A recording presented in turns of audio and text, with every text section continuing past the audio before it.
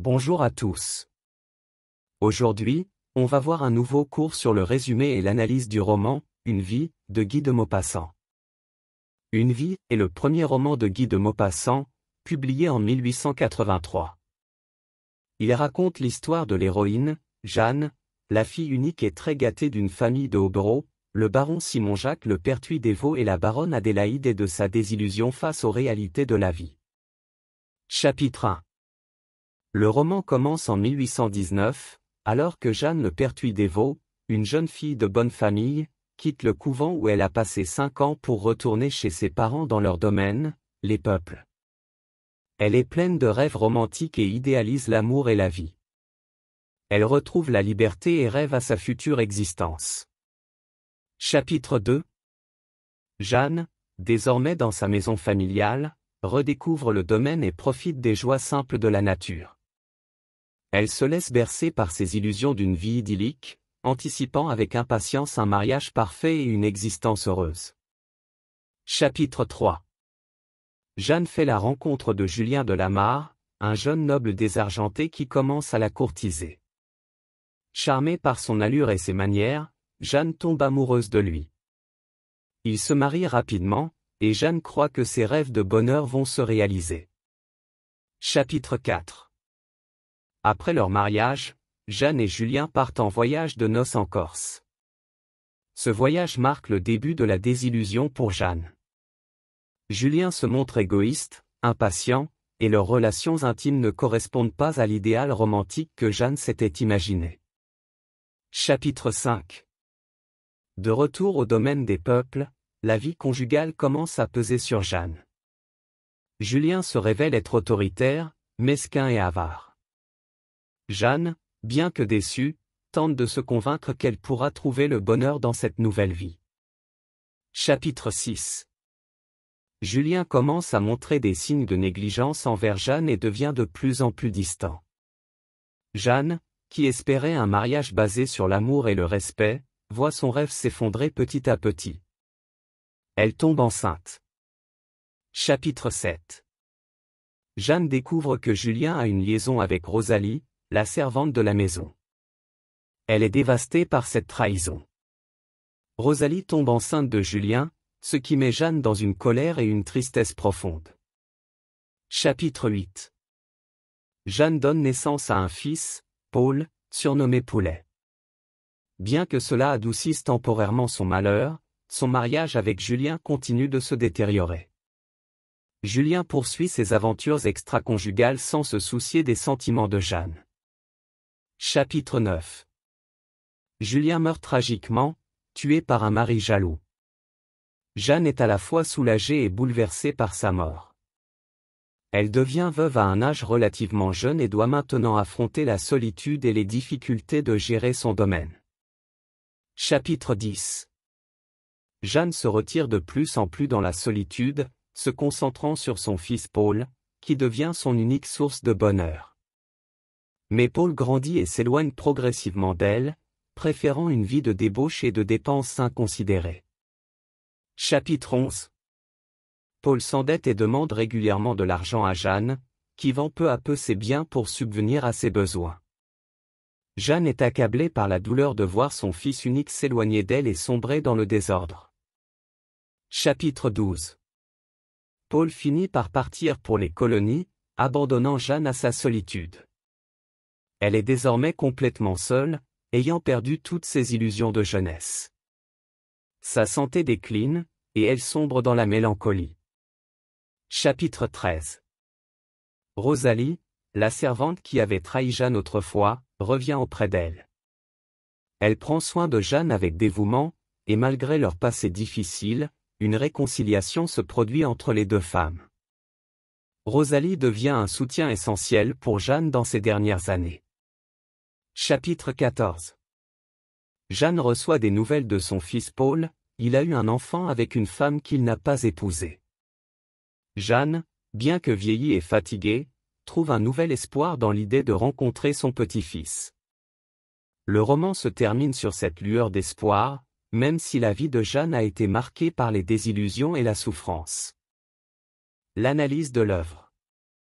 Voici une analyse détaillée des principaux chapitres du roman « Une vie » de Guy de Maupassant, qui met en lumière les thèmes, les enjeux narratifs et l'évolution des personnages. Le roman est une chronique réaliste de la vie de Jeanne Le Pertuis des Vaux, explorant la désillusion et les pièges de l'existence. Chapitre 1 – La sortie du couvent et retour à la vie. Jeanne sort du couvent à l'âge de 17 ans. Elle retourne chez ses parents dans leur domaine normand, les Peuples, où elle rêve d'une vie future faite d'amour, de bonheur et de liberté. Elle est pleine d'illusions romantiques sur la vie. Analyse, ce chapitre est une introduction aux espoirs et rêves de Jeanne. Il pose les bases de son caractère, innocente, idéaliste, et influencée par les valeurs et les récits romantiques. Jeanne symbolise ici la jeunesse pleine de promesses et d'attentes face à la vie. Maupassant met déjà en place le thème de l'illusion, en opposant la réalité qui l'attend à ses attentes naïves. Chapitre 2 – Les premiers jours dans le domaine des peuples. Jeanne explore la propriété familiale, redécouvre les paysages de la campagne normande et s'émerveille devant la nature.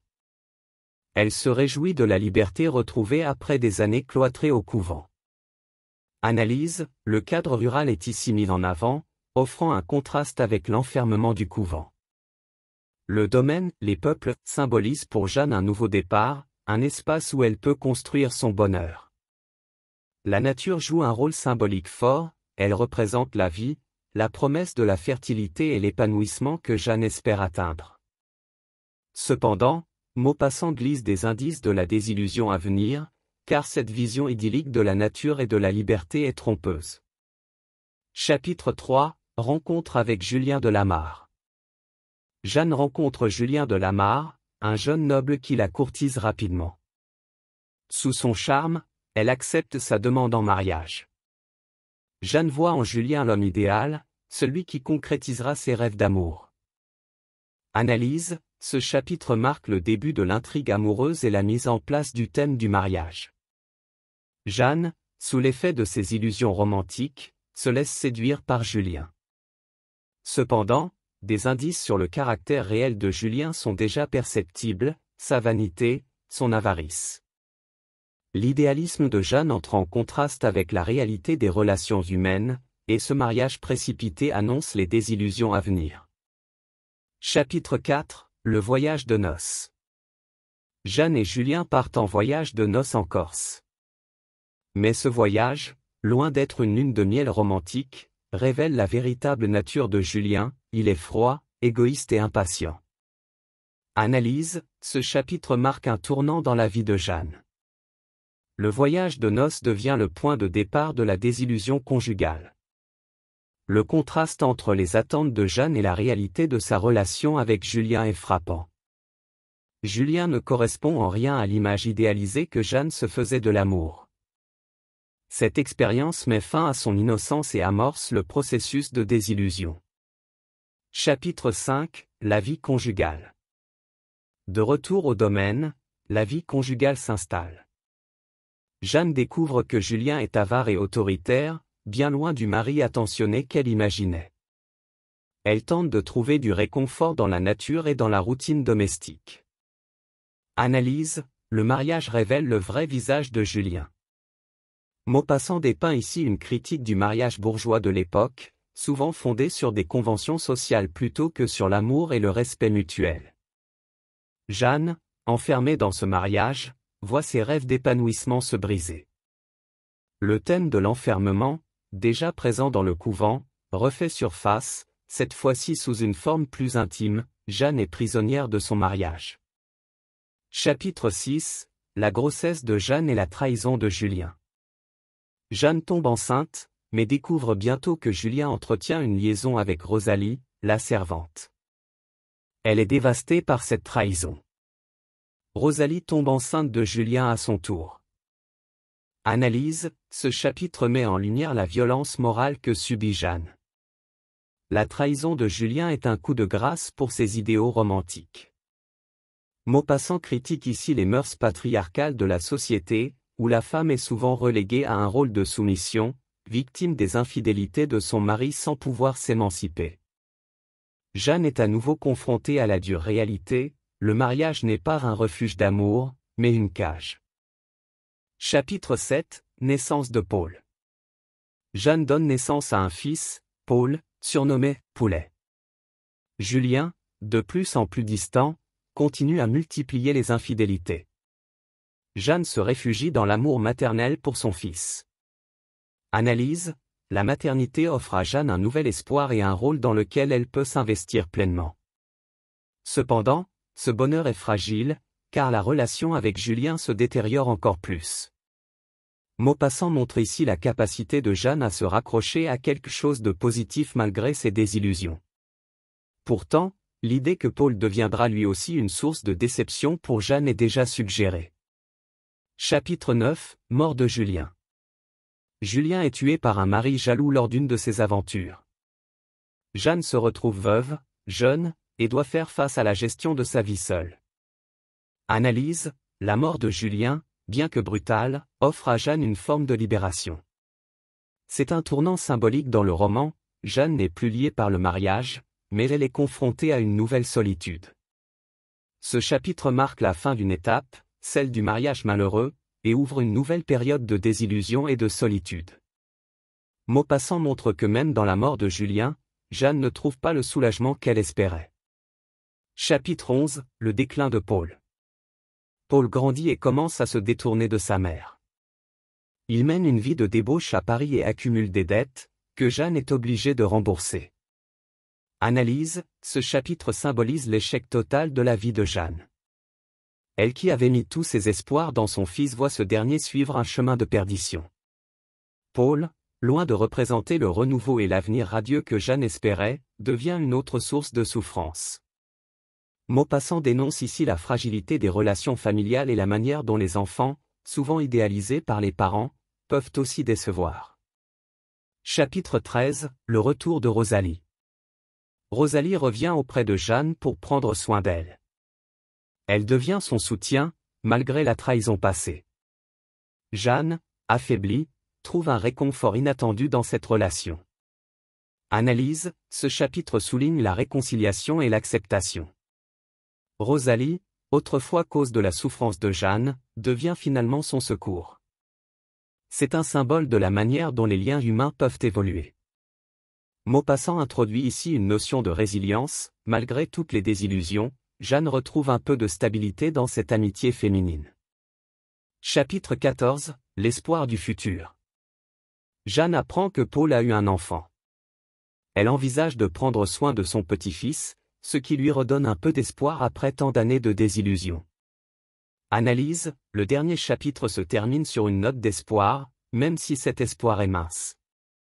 Jeanne, qui a passé sa vie à voir ses rêves s'effondrer, trouve finalement une nouvelle raison de vivre à travers son petit-fils. Toutefois, Maupassant reste ambivalent, car cet espoir semble encore fragile et incertain. Thème clé dans l'analyse globale. 1. La désillusion. Jeanne passe de la jeunesse pleine d'espoir à une vieillesse marquée par la tristesse et la solitude. 2. Le mariage et la condition féminine. Maupassant critique la position subordonnée des femmes dans la société du XIXe siècle. 3. Le temps et la nature. Le passage du temps, symbolisé par la nature changeante, reflète la dégradation des rêves de Jeanne. 4. L'illusion du bonheur. À travers Jeanne, Maupassant dépeint l'illusion du bonheur, qui semble constamment hors de portée. Merci infiniment de votre attention.